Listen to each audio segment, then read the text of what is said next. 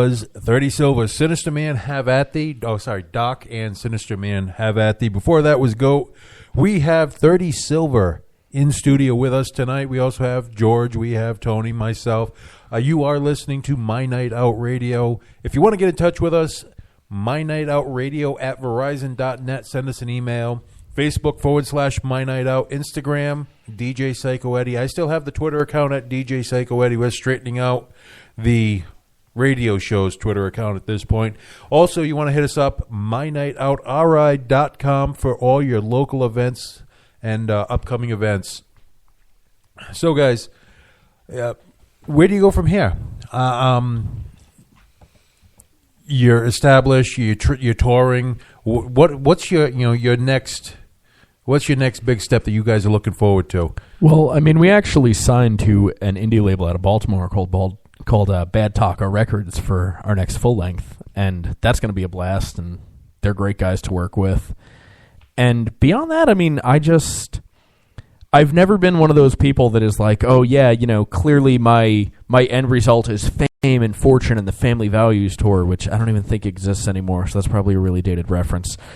But I've never been that guy that's like, no, I need to sell out the downstairs of the Palladium to be successful. If we could pack 300-person clubs every time we play, that would be fantastic to me. I mean, I've never been one of those like, no, it has to be stadiums or death.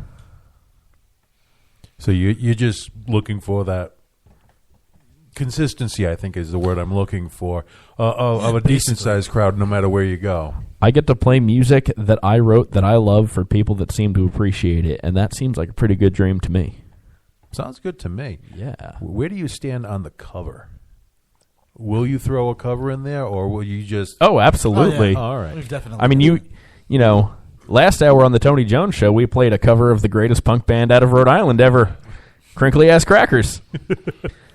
No, I mean, we throw in covers. Actually, last Monday, Joe looked at me in the middle of the first band's set and went, hey, can you learn how to play Rock and Roll by Motorhead? Because it was the 28th, and we had just found out Lemmy died. And I looked at you and just went, not while they're playing. Like, if I had known an hour beforehand, I probably could have worked out Rock and Roll, but... and you also made mention off the air and what have you that, you do have... You're not a youngster anymore. You do have a few years under your belt. How do you feel about old school punk? Remember back in the days when you didn't even have to know how to play an instrument to be in a punk band, and to be labeled as crap or you suck was a badge of honor? I still don't know how to play guitar. I've had people yell die and get off the stage at me. So I guess what I'm saying is I'm familiar with that feeling, Eddie. So you have firmly grasped the punk roots. Oh, yeah. I mean, I grew up listening to punk bands. I love punk. I especially love, old school punk, Anti-Nowhere League. I'm not a big fan of the Sex Pistols because I don't like boy bands. So you're not going to watch me and Tony when we form our boy band? Well, you know what? For you guys, we'll make an exception. There's always the exception to the rule, and I can see that. But yeah, no, I grew up listening to a lot of punk, and so yeah, I mean that's my marker of success is artistic expression and not necessarily, dollar bills. It's not necessarily, everyone coming up and telling me, how awesome we were. I really enjoy that, everybody listening. I don't know. My ego really, really, really likes being fed.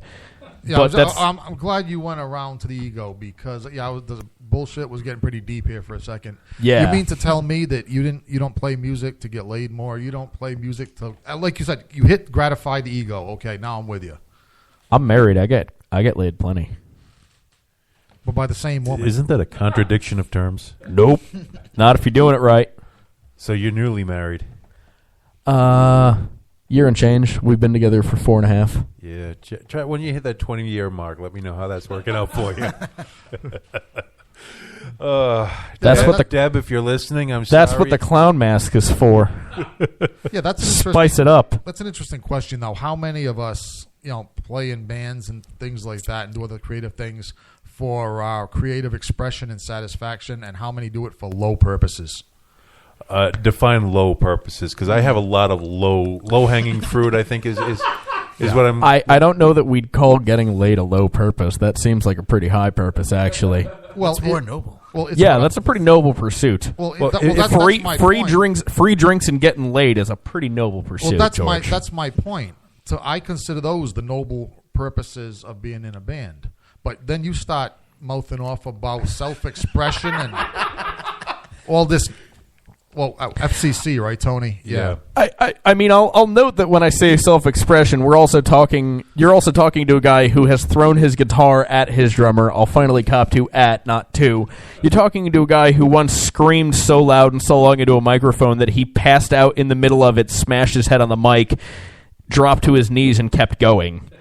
Like, you're not talking to a normal person here, George. When I say noble pursuit, Well, it's a pretty you hit on a very- stretchy definition. You hit on a very sensitive subject there. Musicians, creative people, are not normal people.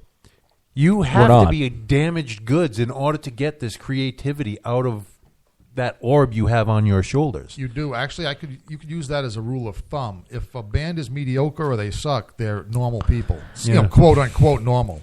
It- Yeah. If I could talk about the things that our songs are about, it's one of the questions that drives me insane is people are like, oh, what's that song about? And I'm like, if I could tell you coherently what the song was about, I don't think I would have written the song. I think I would have just gone, this is how I'm feeling, instead of being like, here's an oblique 5-minute song about this. Yeah, I'll let the voices in my head tell you what the song's about while I'm holding the axe. How's Yeah, that? my neighbor's dog communicated this song to me. I don't know what it's about. Yeah, it was a pug, right? So, He was majestic. You've met him too? the majestic pug. Yeah. Sorry, I have 2 pit bulls that crap bigger than a pug, and I also love pit bulls.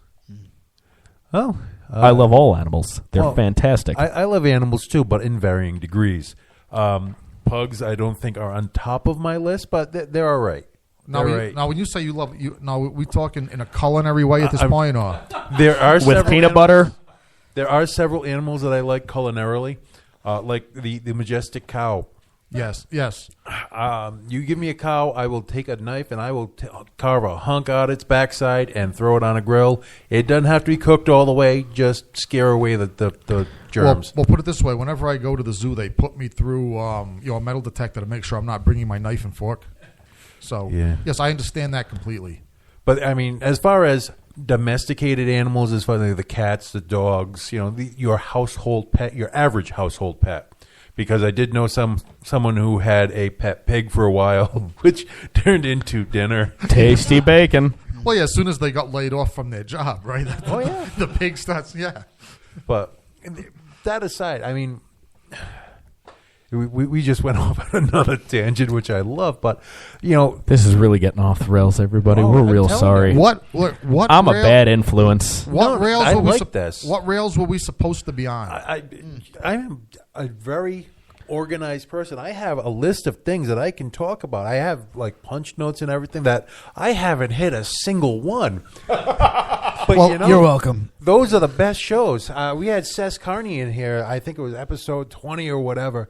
We literally laughed. I almost wet myself. We were laughing so hard. And those are the best shows. And I love this show so far because just throw everything out and talking with the guys, especially creative people, as we have sitting around the room here. They go to some far, sometimes very dark places in average conversation. This has stayed pretty PG, actually, and I'm kind of surprised. I am so thankful because my mom at 74 listens to every episode. Aw. Yeah, I Hi, Eddie's mom.